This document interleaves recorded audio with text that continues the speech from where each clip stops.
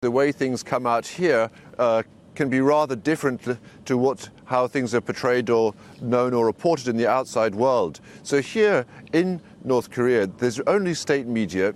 There aren't other media organizations, and in the process of reporting something big like this normally follows a set procedure where the state news agency comes out with a report normally the following day, so like Friday morning about what happened on Thursday, and then all other outlets, whether TV or radio or the main daily newspaper, the Workers' Daily, will basically use the same kind of report that the state news agency set as the way of reporting this event. And what it called it this morning, here Friday in Pyongyang, is a remarkable success. And the report went on to say that both leaders had a chance to have a constructive and candid exchange of their opinions over the practical issues about putting into place what was realizing what was declared in Singapore last June. It went on in more detail, which I think does show certainly the importance of what the difference of the North Korean approach to all of this is, which is that it remarked repeatedly about the need to write a new history of relations between the US and North Korea and to end the decades of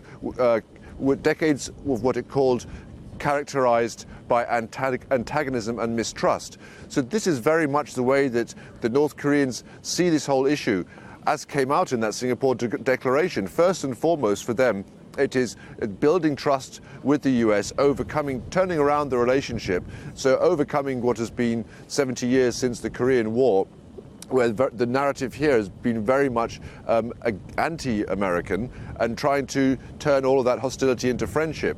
The other things which are the priorities for the Americans, like denuclearization, actually come further down the list for the North Koreans, essentially. They don't feel that they can get onto that if relations overall are still bad with America. So I think the other point that's quite remarkable is that in this report today here, coming out from state media, it said at the end that Kim thanked Trump for doing the long journey for the meeting, and as well as that promised a next meeting, although it didn't go into detail about when and where, of course.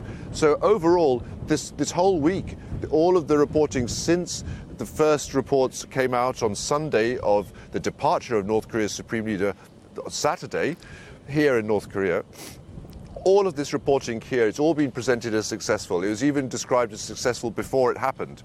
So I think that from the North Korean point of view, they're invested in it seeming successful, and certainly the reporting that came out today suggests that they do see a way of it going, well, they certainly hope for a way of this process continuing and another meeting between the leaders. However, the difference with what has come out in the outside world makes me wonder how easy it will be to narrow those differences between the US and North Korea.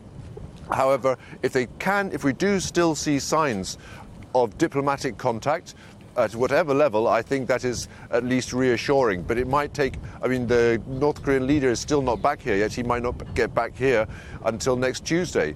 He's supposed to leave from Hanoi on Saturday, and the journey, if he goes by train the same way as he left here, it was like about 3 days.